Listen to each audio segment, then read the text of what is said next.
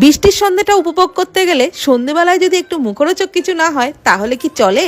তো এই রেসিপিটা ট্রাই করতে পারেন, খেতে দারুণ লাগবে।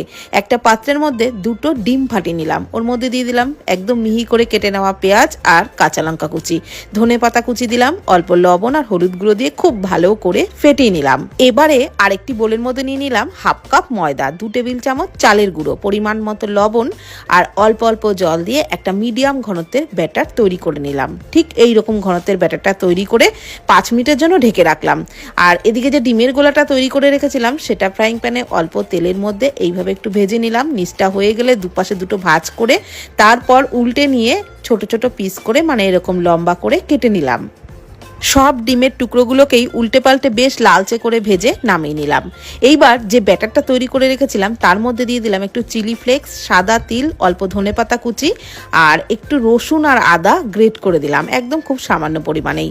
দিয়ে দিলাম খুব সামান্য একটু হলুদ গুঁড়ো আর কাশ্মীরি লঙ্কার গুঁড়ো।